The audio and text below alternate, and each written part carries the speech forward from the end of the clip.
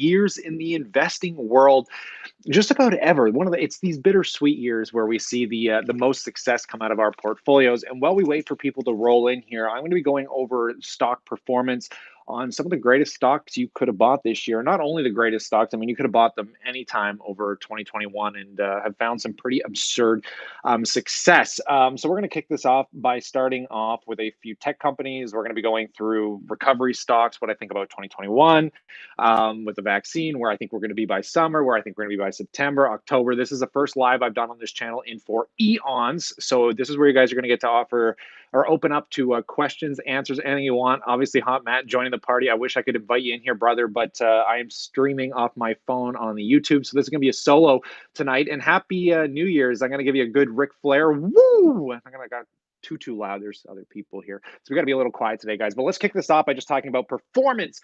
First of all, if you did not make this money this year, I feel terrible for you. I looked at my mother's accounts the other day, and she was also sitting up like 99% or something absurd. And it really was only because of 3 stocks. It's crazy that if you just held a few companies, like you would have crushed this year on a level that was unimaginable. Yeah, I mean, the performance was beyond sexual, buddy, from the north. Under pressure, rest in peace, people in bonds. Bonds have been a terrible, terrible investment this year. But let's kick this off, guys, and just run through this going into New Year's with, obviously, I want to talk about Apple real quick, trading up 76.71%. Facebook trading up 30% into the end of the year. Microsoft 38%. Amazon 71%. Amazon crushing the tech companies. How the heck is, I get the whole idea of shipping home, but when everyone's on Facebook, using their iPhones, I can't really figure out how Amazon always outperforms these buggers. Tesla obviously crushing it. My biggest regret, not really, but selling out of Tesla. We'll bring that one up in a little bit as well. It's trading up 720%. I think my last sell was like a 780% gain or something like that, absurd, because I did liquidate my entire Tesla position. I don't know if we want to touch base on that now, because I've been getting reamed 9 ways to hell for why I sold it. And we've been having a lot of in-depth discussions about why I got rid of that Tesla position. But let's go through a few more of these. A favorite of the Matt Mullahs, who's chatting in here, Palantir trading up a whopping 147%. Let's talk about some of the consumer staple brands. These ones weren't as powerful, but still impressive nonetheless. When we're talking about Procter and Gamble here, trading up 12.75% with that yield that you were getting as well. Probably about a 15% gain, which is still pretty incredible. Clorox pulling back, looking like a good buying opportunity, trading up 32%. This was like a glory child of the starting of this pandemic, by the way. Cleaning materials, obviously. Johnson & Johnson. This one, however, is only trading up 7.8%. But when we're talking about my lovely, my favorite stock, one that I think everyone should hold, I think if you capture this on the dips, you should be up a lot more than 7.8%. I mean, I think I'm up at least 10% on my J&J. I mean, I'm trading up 1,000 in capital gains on a 12K position. It's doing okay. Let's talk about renewables, baby. The renewable sector right now has been another glorious sector next to the electric vehicle sector, obviously, the EV market, with Solar Edge trading up 213%. And something that I couldn't particularly believe myself, if I didn't lose where I was here, taking a look at Northland Power, which was trading up also a stupid amount this year. It was something like, 70% Northland Power is not as good as Solar Edge, but for utility that pays, well, I got in at a 5% yield. The yields come down a lot, but still the performance on that sucker over the last few years has been crazy. Okay, let's talk medical, baby. Medical stocks. You got CRISPR-Cas9 here, guys, pulling back a little bit as well. CRISPR has been on fire. It's trading up 158%. Could have crushed it with that one. MindMed obviously trading up 662% into the close into the new year, guys. Crazy, crazy stuff. Even still, like, you could have thrown money at a terrible company like Nikola, but if you caught it at the beginning of the year, you're still trading up 56.3%. Now let's talk about really quickly some recovery, guys. The recovery plays. I'll never forget when financial education Jeremy was gloating about Carnival Cruise, which seemed like a great buy, but honestly, not everyone can pick them perfectly. We can't all predict what's going to happen here, but Carnival Cruise, if you bought it, you'd probably be trading down about 57%. Restaurant brands surprisingly recovering a lot here, only down 7% on the year. Can't talk about the good ones without the bad ones. We got Delta Airlines in here trading up, well, down. I like to say trading up. It's trading up from its bottoms, but it's definitely trading down 31% on the year.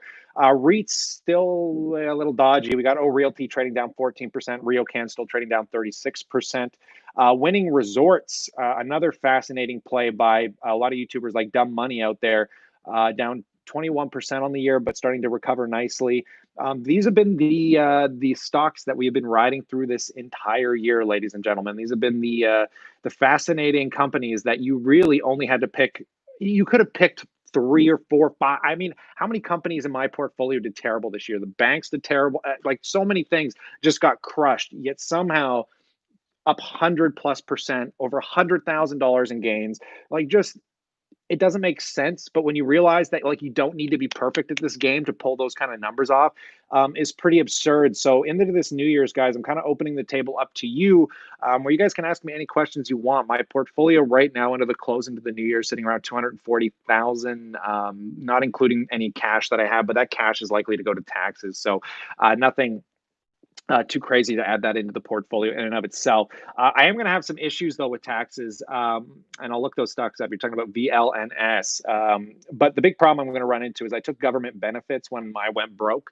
If you guys have been around this channel for a while, you might remember the the broke era in March when I lost my entire career. I had $500 left into my account, and I watched my portfolio drop 30%, or the equivalent of something like $30,000 or $40,000. Yeah, the rich Serb gang. Now I'm a little concerned because I've been finicking around with my numbers literally over the last 2 days, and I'm smart, man. I play this real smart. I'm going to give you guys some interesting tax tidbits here because what I did was you're too late anyways because the year's over, but I got a little bit of extra money. All right. Obviously, things have been good here. So, what I went ahead and did is instead of buying things I didn't need to write down my income so I don't get my CERB ripped out from under me, because I really don't want it to pay extra tax. I got some regulation around it. It's basically what comes down to self employed income. So, what I did was I took my money and I paid my bills a year in advance. I paid my phone bill off for the next year. I paid my insurance off for the next year. I was going to pay some other things off for the next year, but it didn't seem like it was going to impact my overall taxes anyway. So I kind of put some other stuff aside. But I lost that one stock there. Sorry, man. Yeah, throw up some stocks, guys. I'm going to read you out some stocks here. This guy broke the system. Yeah, it's pretty neat that people don't think about write-offs the way they should, I think, when it comes to business anyways.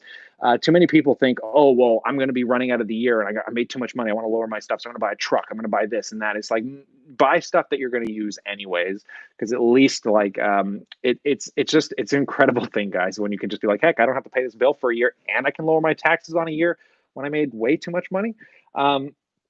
And by the way, I didn't plan on making a lot of money. Don't hate me too hard here. Lock it down, baby. You have any SPACs? The one SPAC I wish I bought. I didn't buy it. I talked about it. You can go to the SPACstock.com that we operate. It's like the last one I talked about was a company called SRAC. It'll be the second only next to Virgin Galactic in the publicly traded space companies, but I think it actually has a little bit more realistic income potential right now than maybe something like Virgin Galactic does, because they're like the utility of space. They already got contracts with SpaceX, NASA, et cetera, et cetera. Stag REIT, still a good buy in 2020, 100%, my friend. Something that I wanted to bring up here as well is that when it comes to these companies, a lot of people think they keep missing out. When it comes to Tesla, which we're going to come back to, we'll rotate back around the electric vehicle thing in a sec. But when it comes to some of these stocks, guys, especially when we're talking about like Apple, some of these tech companies, I don't think the trend's changing. A lot of people think Apple's overvalued, but I've heard that for the last 5 years that I've owned it. I've sold out year over year. I've taken profits off that sucker all the way up.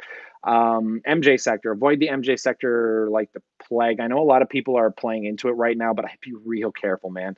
The MJ sector is still a joke in my opinion. I know a lot of big people have been investing into some of the ETFs for the recovery play on that aspect, but too competitive of a market. There's no foothold on any of these companies yet. Their revenue's below for the growth they should be having.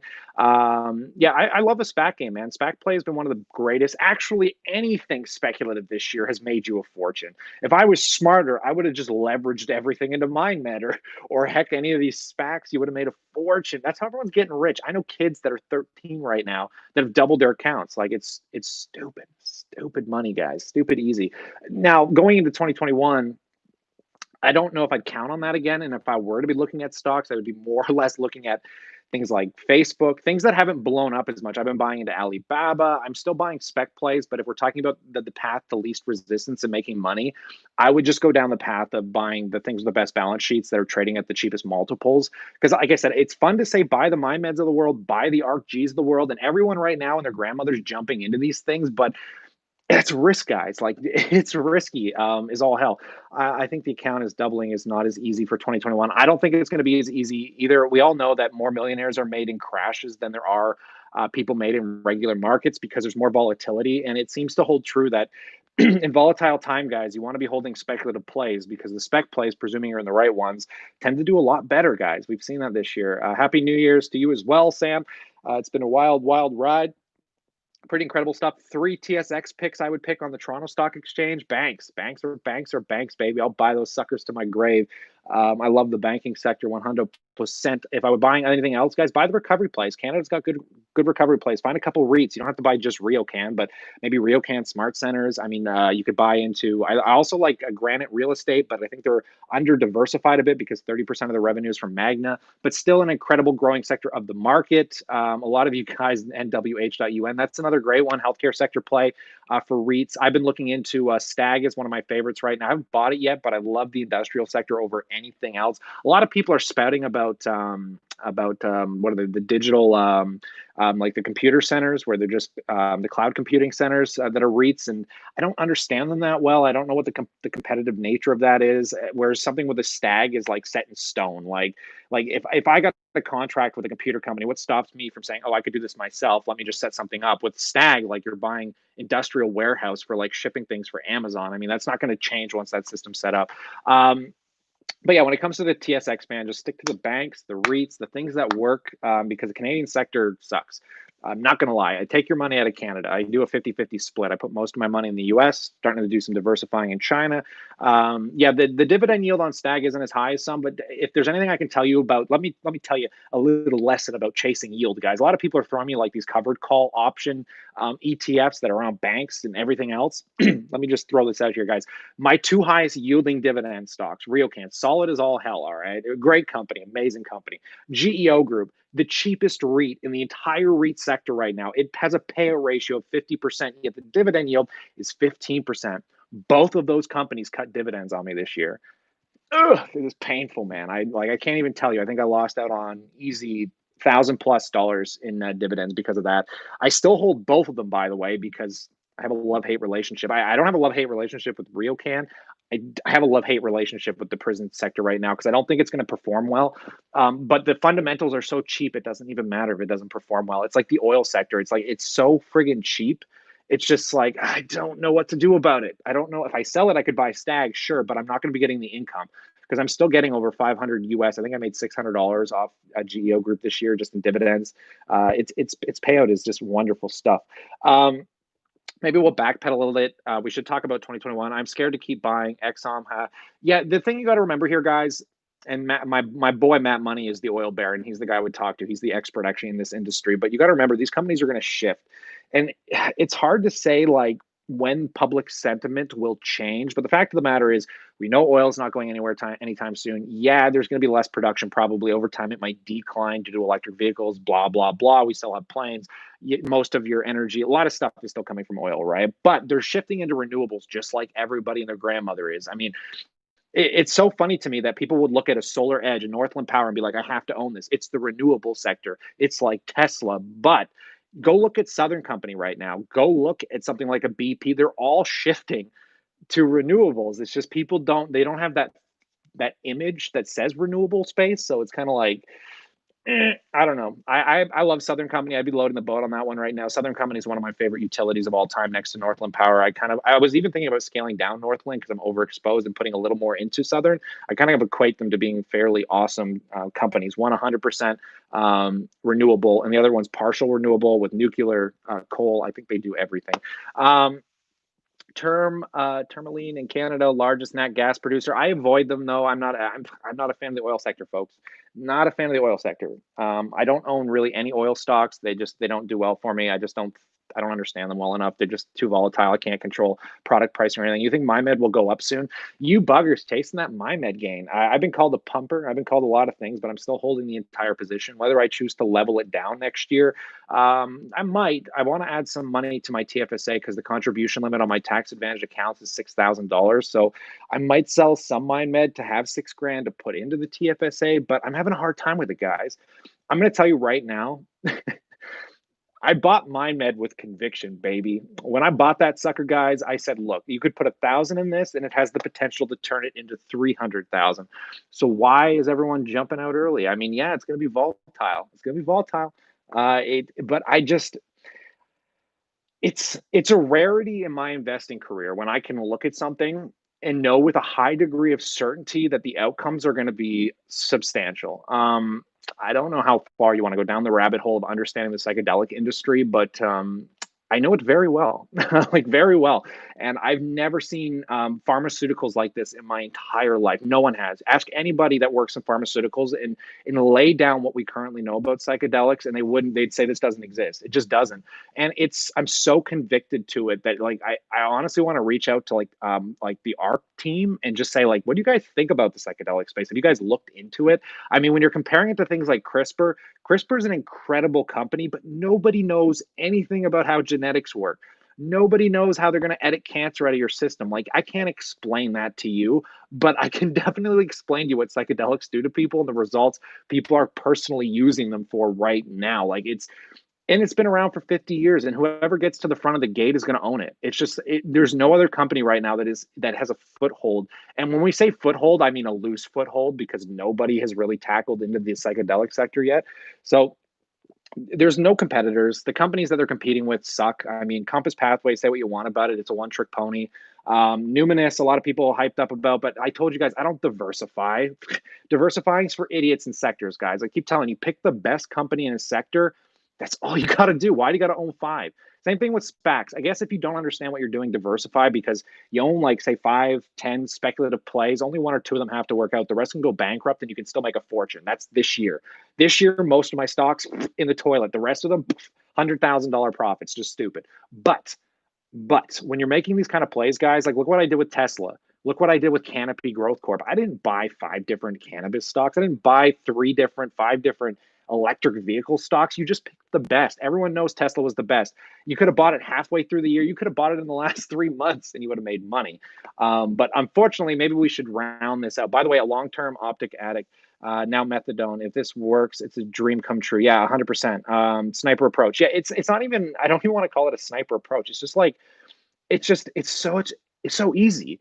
It's I don't understand why people find it so hard. Like you'll hear everyone talk about a stock, and if they're talking about it like a year later, I'd be scared. Like I'd be terrified of buying Tesla right now. Like if you're buying it, you gotta balls of steel, or you have to have no idea what you're doing in the market.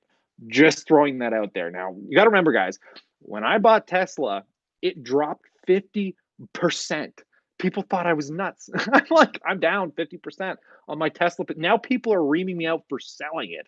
Like, bro, like everyone and their grandmother wants it, and the valuations are dumb. Did you know right now, if Tesla never grew its earnings, which by the way are only growing by like 15 or 20%, it would take 1,300 years for you to make your money back? Run the math. You guys are crazy. Who's buying this shit right now? Who's buying this shit? Everyone is a critic, lol. I'm a critic only of things that are nonsensical. How can you justify Tesla to me? And there's 3 things I don't want you to say. Don't say self-driving. Don't say battery walls. Tell me how they none of it exists. You can't justify valuations on shit that doesn't exist. That's what you call a speculative bubble, a speculative bet. And when you already priced in Uber and Lyft's market caps, isn't that your entire self-driving network anyways? I mean, it's come on, guys. Don't bring me out for Tesla when you can't even tell me like go watch Hyperchange. Hyperchange is like this is a $2 trillion company, and now he's like it's a $10 trillion company, but the revenues are growing at 15 or 20%. Go look at Alibaba right now. It's trading at a forward PE of 16 with a growth rate of 30 to 40%. 30 to 40% on a company with a forward PE of 16. I would buy that any day over Tesla right now, and I am. I took my Tesla money and I'm like, heck, I can make sense of this. This is criticized 9 ways to hell. People don't like it. I like buying stocks people hate, especially stocks that make that juicy money. They're rarities. Facebook is one of those. Facebook is still way too hated. I'm not buying any Tesla. If you bought it, hold it. If you can buy it, hold it long term, but you got to forget about that shit for 10 or 20 years. I want capital gains to retire on in the next 5 to 10 years. So you got to understand like time perspective too, right? Like I am trying to fast track my retirement and I want to do it over the next 5 to 10 years. And if I look at Tesla, I'm like, oh shit, if I buy this, I'm going to have to hold it for 5 or 10 years to justify the current valuation until things catch up at least. And 5 years from now, I would rather take that money and put it somewhere where I know I'm comfortable getting a kind of return. Now I missed out right now on $700 worth of gains on Tesla, but because I sold out the rest of it at 630 bucks, so I hold 10 shares. It's up to 710, so that's what, 70 extra dollars times 10, $700 in gains I missed. Yeah, sure, I'm gonna miss money. There's probably people that are gonna make a shit ton of money, but they're gambling at this point. I can't wrap my head around it. So why would I, not be able to sleep easy at night? It's the dilemma, guys. The investor's dilemma. GDNP. Yeah, we'll look that up. GDNP. What stock are we talking? I'm going on a rant here, guys. You get me going. These live streams are things I don't do often, so appreciate it. Good natured products. Yeah, so I did some sponsored videos on a lot of these up and coming.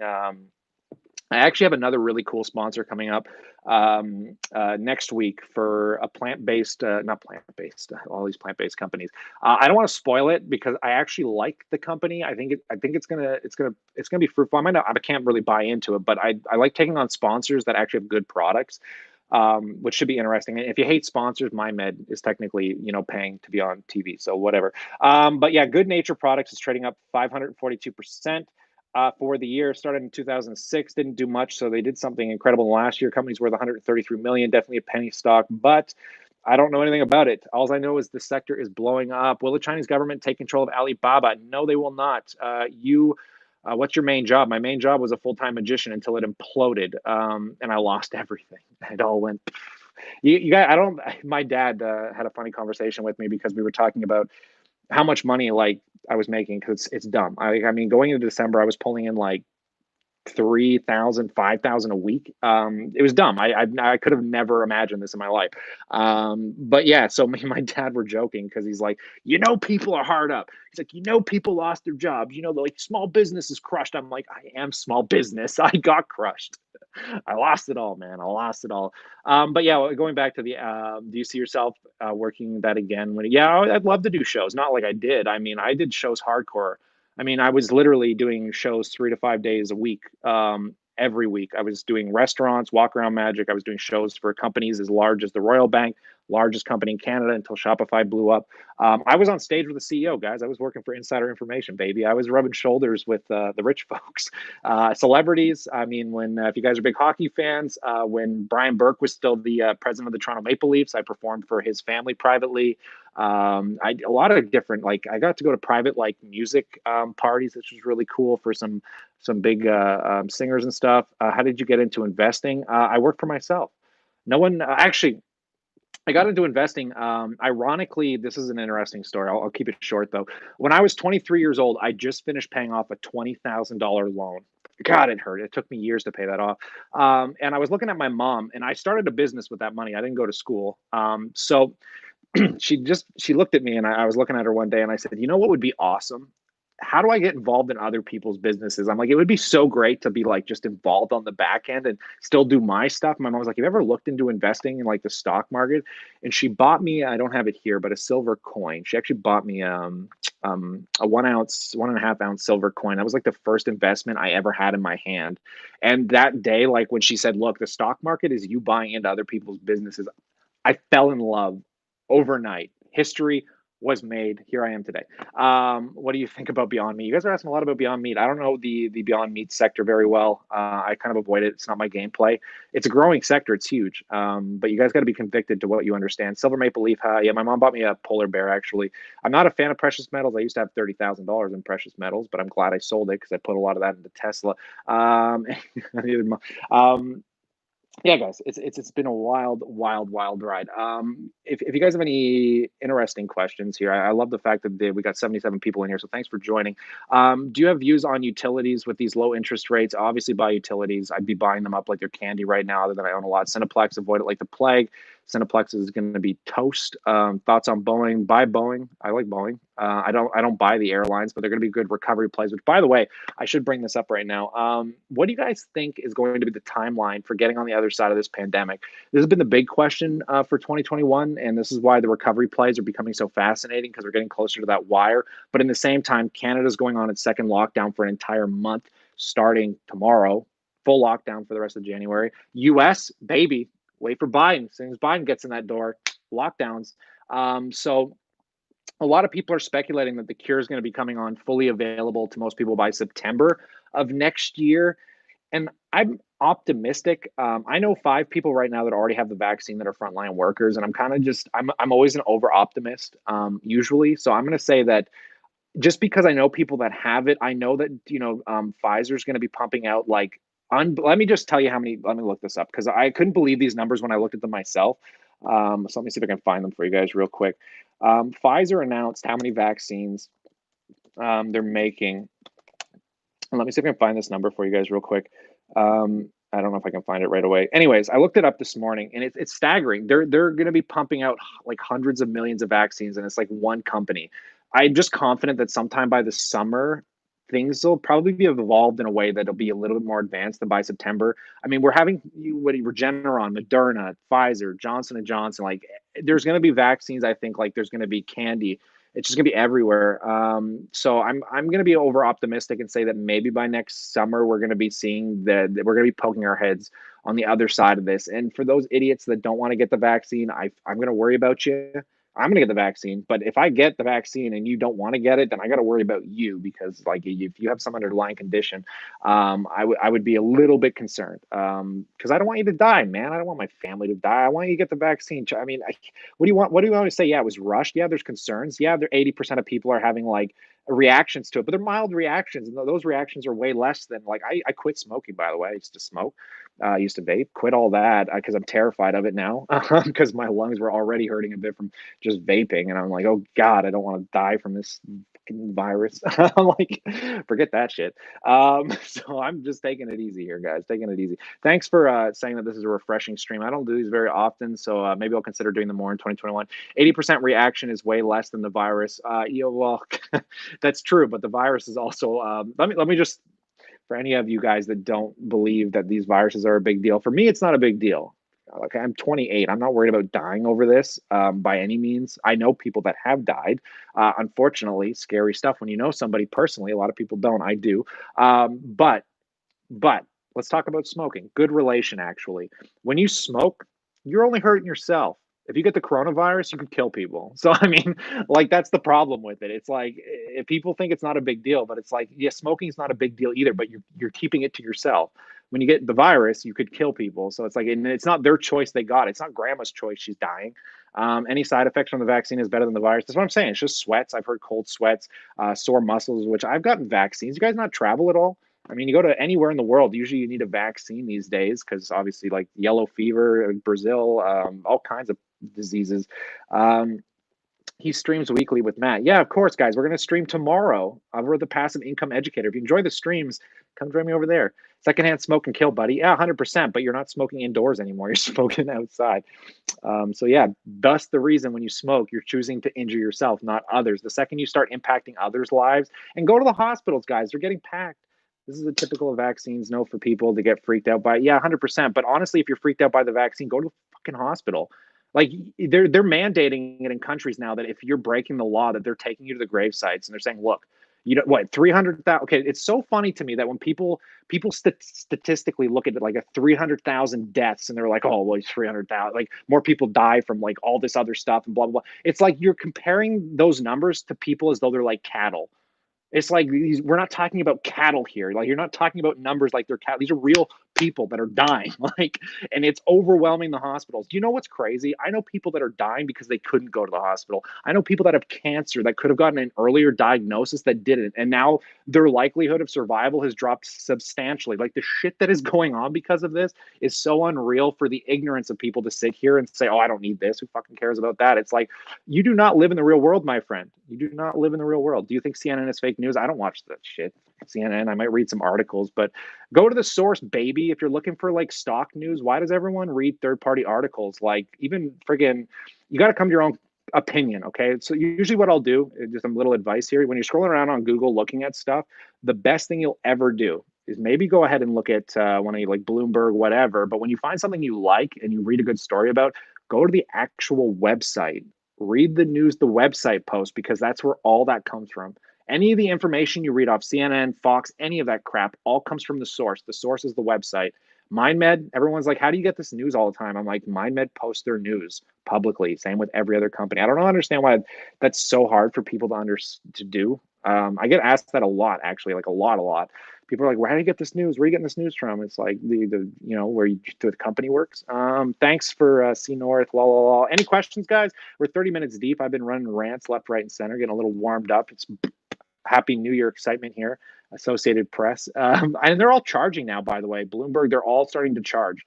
What is it? What's the big one for dividends that a lot of people use? Like all the main sources that people get info from are starting to make you pay gateways, which is fine. I got no problem with it. I got payment gateways for talking to us on the Passive Income Educator. You tackled this topic before, I think, but could you better refresher using a line of credit to buy stocks? Line of credit to buy stocks. Now, this is tricky business, baby. Dumb money, new channel. Highly suggest you check it out. They're leveraging $18 million from the bank, and this guy's willing to lose 70% of his portfolio. He's willing to accept that risk.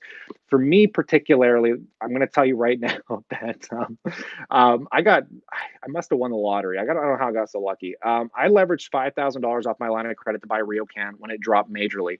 I also leveraged my line of credit into MindMed when I didn't have any money because I didn't want to miss the opportunity.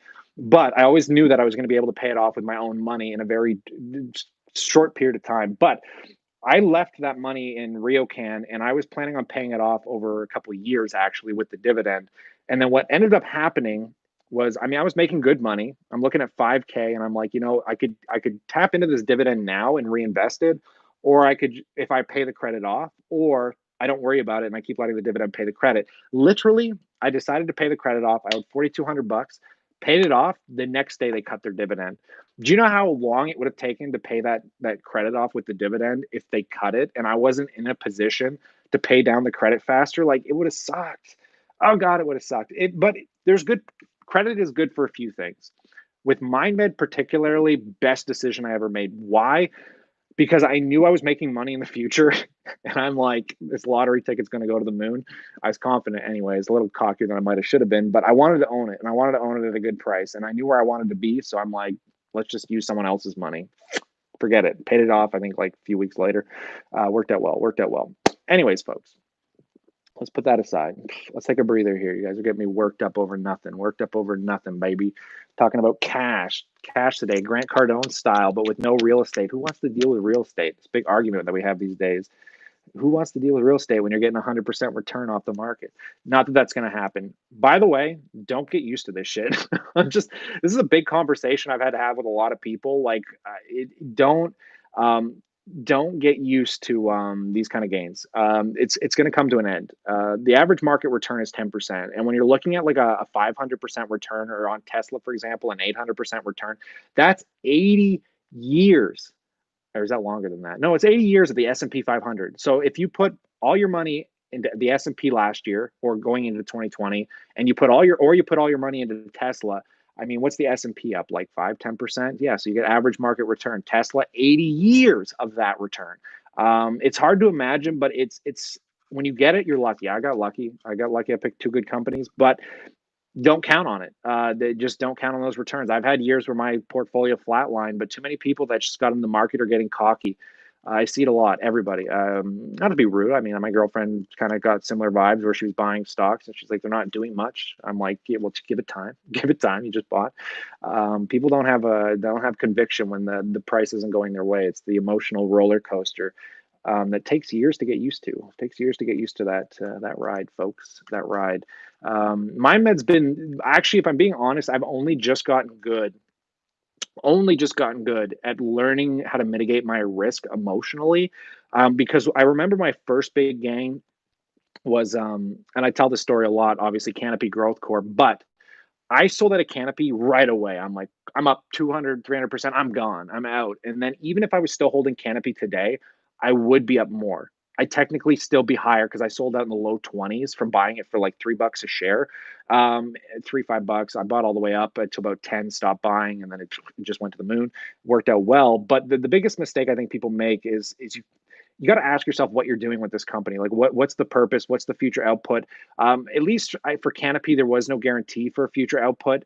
And with MindMed specifically here, it ran up real fast, but I don't like jumping out early. I think it's the biggest mistake. Taking profits isn't a mistake. Taking some money off the table, fine, but when you jump out too fast, you're gonna miss what Tesla did. Now, I took my initial investment out of Tesla. I think when it doubled, I pulled half my money out. Keep in mind, I had a relatively large position at the time. So I pulled half my money off the table just so I didn't feel like I had risk exposure because it was too hard to grasp Tesla's market cap. But then, it kept going, it kept going, it kept going, and you just keep taking profits, just keep it at like a mitigated level. I mean, that's what ARK Invest does. I mean, ARK Invest keeps their Tesla weighting at 10%. It goes up, 20%, they scale it back down to 10%. So yeah, my med is right where Canopy was. And the reason, like, I'm bringing this up about risk tolerance is a lot of people see like a 50% gain and they're like, damn, I'm out. But it's like, but it's the shiny object syndrome almost, right? Like, why are you buying a company particularly? And when I bought MindMed again, my conviction is that this company has the real potential to be hundreds of thousands of dollars in gains. And I'm sitting up at the peak was like 60,000. Now I'm down to about 40,000. And a lot of people are like, I watch people buy in at 50 cents, sell out at a dollar, 100% wiped clean, moved on with their lives. I watch people buy in at a dollar, got out at $2. I watch people get in at $2, sell out at $5. I mean, I watch this happen all the way up, but here I sit, sitting up 600%, and I guarantee you my gains are still bigger than theirs. Now, is there risk with that? 100%. But what do you believe about the company? I mean, this is just the start of a revolution in the healthcare sector, right?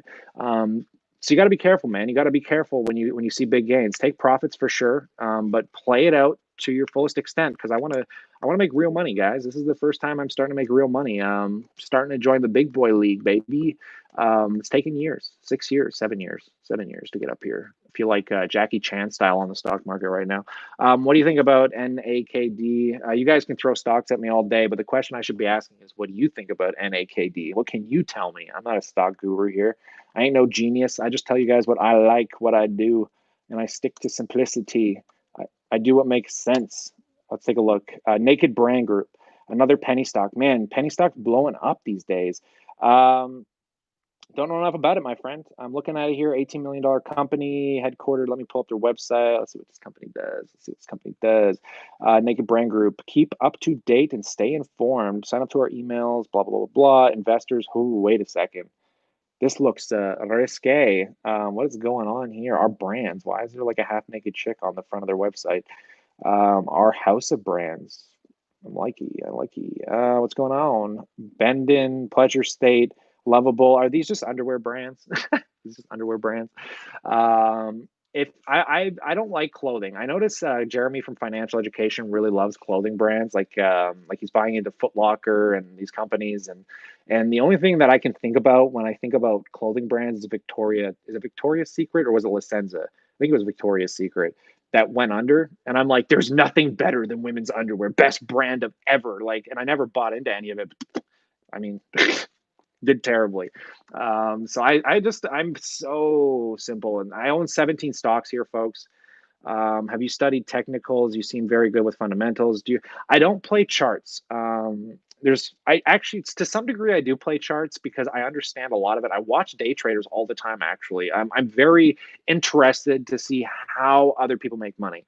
And I have nothing against day trading. I got nothing against options. I got nothing against buying lottery tickets, folks. I don't do it. I don't like it. But if someone makes money at it consistently, I'm interested. I'm like, okay, well, this person knows something. They're doing something interesting. And I mean, everyone's got to find their growth plays. For me, it's just being diligent and just core focusing on certain companies and loading the boat. It works well for me. It doesn't work well for everybody, but it works well for me. Day trading, not my thing, but I'll watch it. And when it comes to charts, like I'm studying MindMed chart all the time. I'm studying some of my growth plays. I look, Tesla's still in a crazy bull trend. Like all that stuff is fun. But at the end of the day, like literally a news article comes out, it could change the movement of the stock. The technicals only mean so much until something fundamentally or contextually changes. So it doesn't make sense for me to follow fundamentals as a long-term investor. Like if I plan on holding MindMed for the next 3 to 5 years and then pulling the big bank out, what does it matter if it drops 50% tomorrow or runs 100% today? Like at the end of the day, it really doesn't matter. When do you think it's going to 100? What do you think about Spacey? Matt is the king of the Virgin Galactic. All right, I don't like speculative nature companies. You I'm going to say this again, guys. When you're gambling on companies that don't make revenue, gamble on what you know, not what you don't know, and don't over diversify. Ignorance is bliss until it slaps you upside the head and you realize that like you didn't know what you were really doing in the beginning. And people love Virgin Galactic. I get their future potential. Same thing with Tesla. I get it. I get it. I get it. You can explain it to me 100 different times. But the thing that matters the most is there's no guarantee from you going from point A to point B. And we all know business is more like this. It's a windy road, baby, to get to that point of what we would call, I guess, success in business, which is revenue, EBITDA, bottom line EPS, baby. How much you're going to make me in return? That's what I care mostly about. And with like, so when I'm looking at spec plays, I don't know what it is. I look at hundreds and hundreds and hundreds of spec plays. I watch SPAC stocks go to the moon. I could have bought SRAC, could have bought any of that stuff, guys. But I have to be convicted. Like, I mean, you really have to convict me about something, especially if it doesn't make revenue. I mean, think about how terrible of a company MindMed is. I mean, just realistically think about it. Zero revenue, no revenue for the foreseeable 3 to 5 years. It is burning through capital like there is no tomorrow. Say goodbye to any money you give them because it's just going out the other end. And it's all on the assumption, all of it hangs on one assumption, that their trial outcomes are going to be successful. It is the riskiest investment you will ever make. The healthcare sector is by far the riskiest investment you will ever make. And that is where I'm putting all my money. And a lot of people are like, that's dumb. Like, why would you take the riskiest investment on it? Because I get it. I get it. Like, why would I buy something like a spacey, like Virgin Galactic, right? Like, why would I buy that when I have not a fucking clue about space? How do you make money in space? How profitable are these rocket ships going to be? When do they become profitable? When does the price? I don't know any of that shit. But what I do know is drugs. Street drugs. I've been around the block. 16. I've been around the block, baby. I've seen what that shit does to people. I get it. I also get what Kathy Wood talks about in ARC-G. I get that we are on the forefront of curing cancer for the first time in ever. I get that we're going to be curing pediatric blindness, HIV, shit that has never been said before. But how do you comprehend it? I can't. It's so hard to comprehend, but it's also ignorant to not understand that this shit is happening today. It is happening right now in labs. People are doing incredible shit that has never been seen before. And it is the riskiest investment you will ever make. But the way I look at it is, if I'm going to throw money to the wind, let me throw it somewhere where it could change the world. Because you have to have, I like investments that give you that good feel vibe. Tesla, think of Tesla, great feeling vibe, unbelievable vibe. I mean, think about it, changing the conglomerates of the GMs and the disgusting oil companies of the world. Like, it's so maniacally good feeling. Like, it's crazy, right? Look at MindMed, maniacally good feeling, curing depression, opioid addiction. My best friend, high school, committed suicide. I've watched this shit happen to so many people. I'm fed up with it. Take my money. If I'm donating money, I'm going to donate it to a cause. And, if I can own the company and give them the capital to raise, do the trials, get through it all, so be it. If I can own a piece of it along the way, let's do it. Yeah. So, I mean, ARC-G was my pick too. ARC-G for 2021.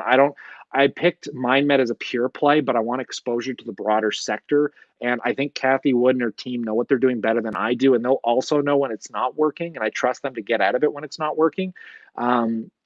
So I don't mind giving them my money. I'm happy. I'll scale it to about a 5, 10, probably about a 10K position. I want to get my, I want to make money. I want to make money, man. And honestly, if you want to make money in the market, you got to be ballsy sometimes. And the healthcare play is going to be my ballsy play. Like I said, I could wake up a millionaire off MindMed with the shares that I hold, along with ARC, in 5, 10 years. But do you have the tolerance? Do you have tolerance for that? Or are you going to see it spike 500% and say, shit, I'm getting out. I'm done. I made 500%. I mean, are you in it to win it, or are you in it to are you just in it to play the game, man? I don't know what people are in this shit for, but I know what I'm doing. Willing to risk it, yeah, man. You go risk. You understand your risk tolerance. I have a quarter million portfolio. I've only got 15,000 or 15% of my portfolio in MindMed. Now, if MindMed shot up to being like 100% of my portfolio or something, I'm gonna scale it down. I mean, I'm not gonna make it as my like super risk. I'm not. So it's hard to gauge. Because for you, if your portfolio, like, I know people that just took profits on MindMed that were sitting up hundreds of thousands of dollars, and I'm like, I don't blame you. Take it. I'm like, you've already made half a mil. Get out. Like, half a mil, people can retire on half a mil. You made that in one stock trade. Get out. I mean, you don't need that risk. You don't need that risk. I need that risk, guys. I'm not rich. I'm gonna risk it. I'm gonna try and get there with it. 15% of my portfolio, ARCG. Yeah, good play, man. 15%, it's risk, but understand that. I mean, if you're willing to lose that, and ARCG, you're not going to lose it either. I mean, buying a company like MyMed, you could lose it real quick. You could lose it real fast. It takes one wrong trial. Like for instance, let's just say their first trial they're doing, which I think is it the anxiety or is it the ADHD? Let me take a look. Let me give you one example of how fast MyMed could go to zero because I've watched this happen 100 times with medical stocks. I just watched one happen in what was it? India. India came out with a cure for the common cold, and everyone was pumped. Stock was up 3,000%. Guess what? Phase three trials didn't work out, baby. Overnight, stock went down to like pennies. Wiped out everyone's money literally in a night time. So let's just say, they're doing anxiety first, Project Lucy, phase 2A trials, phase three trials should be finalized by 2023. When they get to that point, if that doesn't work, say goodbye to all your money. But I'm confident I know what I'm doing. Fake cures for colds, classic. Yeah, by the way, it's kind of funny. Someone said they found a cure for the cold through coronavirus. Thoughts on emerging market ETF? I don't know. I never thought I'd buy foreign stocks until Putin came around. I'm surprised Putin's not in the chat group. This guy that just plays as Putin. He's really funny, sticks to his character. But yeah, I started looking into Russian stocks because Jim Rogers, really big investor, go look him up. He buys Russian stocks. He loves them. He loves hated companies. Russia's hated. Oil's hated. He loves that stuff. Go look up Esper Bank is what I call it. It's not Esper Bank. Every time I think about the name, it's like Sieber Bank or something. Let me look this up real quick. Sieber Bank stock. So this is one of the largest banks in the world. Primarily operates Europe, Russia. Yeah, it's Sieber Bank. It's SBER Bank. This is a Russian play. Go look at this company's fundamentals. Blow your mind. It trades at a PE of 7 and it has a dividend yield of 6.8. Obviously, there's volatility risk with the currency exchange, but oh my God, guys, the valuations on these companies, these foreign companies, like Baba, what the hell? What the hell? If you could see companies in the US with these kind of balance sheets and these kind of metrics, take all my money. Like just take it all. But the risk is foreign, foreign. We don't know what goes on in China. But I trust China. China's not going to crack down on Baba. They backpedaled. China has a stage that is very bad right now. Let's say, like in the global stage of like in the global world of being an economic power, looking to be a dominating currency in the future, even overtaking the U.S. dollar. What is happening right now is the worst for their economy. I mean, China came out when they stopped Ant Group from going public. Um, I mean, it just destroyed Baba. But I mean, Ant Group only makes up not even what 18% or something of their total revenue. It doesn't even really change that. So it's staggering that the stock can drop 30% when the revenues aren't really changing.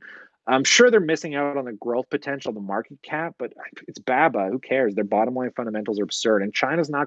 That's their world stage. What do you got? You got Baba. You got JD. All of these companies are what they would call their world stage companies, and when they tank, China doesn't want that. China doesn't want that. Trust me, if you think China wants to control those companies, they want to keep them mitigated, but they don't want to control them. They want to keep them pumping, keep them growing within means without being like, taking over China. Because the biggest fear China has is losing communist power. I mean, realistically, let's be real. That's why if you don't know anything about the Communist Party, they actually own most of these companies. They own Baba, they own JD.com. The reason they stay in power to make sure these conglomerates don't take over, because if you're Jack Ma, you're worth hundreds of billions of dollars. What's the Communist Party going to do to you? Nothing if they're broke. But because they're loaded, they compete with you.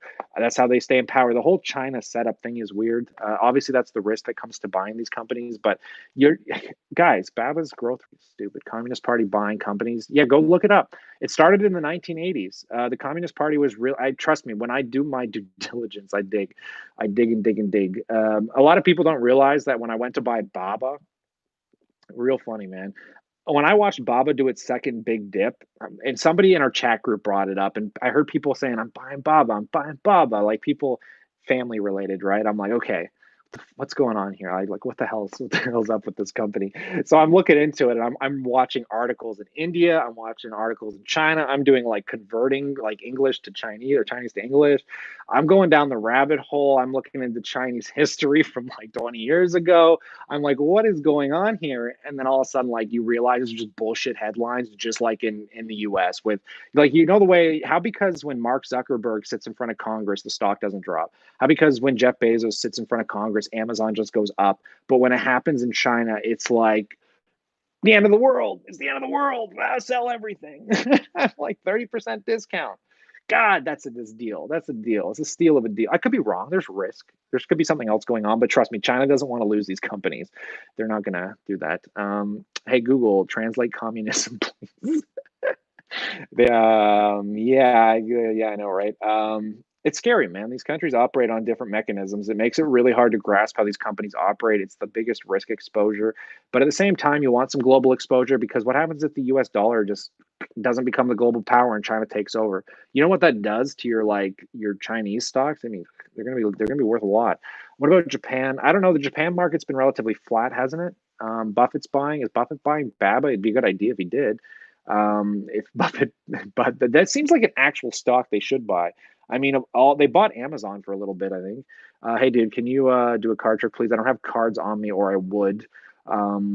He's buying Japan. Yeah, I don't do card tricks anymore. Like I even have one of my old business cards, one of these old suckers sitting around here. Make it float. Oh, I dropped it. Let me try that one more time. See if I can make it float really cool. Like, you ready? Ooh, not bad, right? Not bad. Some magic for you. um, yeah, my magic career is gone, folks. I used to get so upset when people asked me to do tricks. I'm like, I'm not working. I don't want to do magic. What the fuck you do that? Yeah, guys, I was a real magician once upon a time. Once upon a time. Anyways, folks, we've been going for 50 minutes. I appreciate everyone stopping in. I am going to relax. We've got a few more questions. Yo, Kyle, what's your New Year's resolution? The hot sauce game.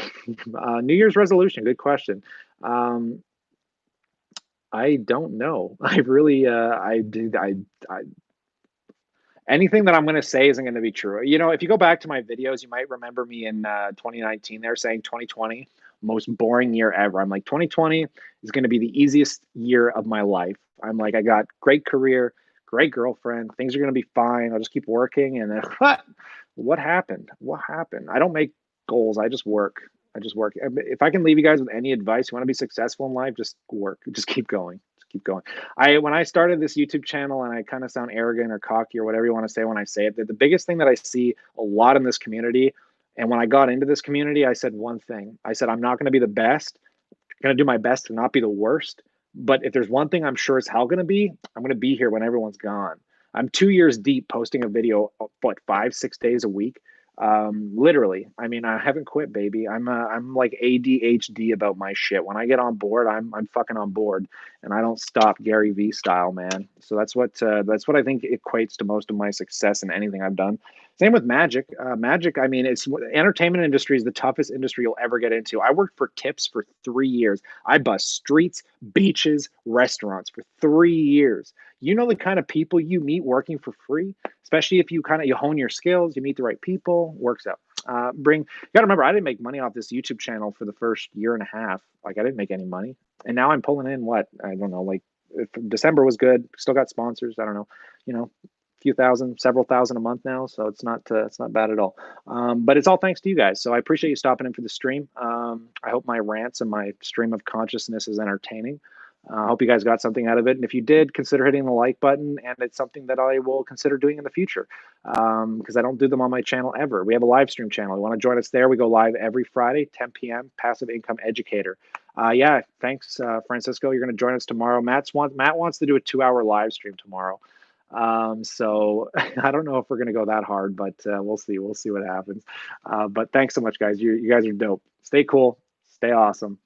And I look forward to catching you all tomorrow.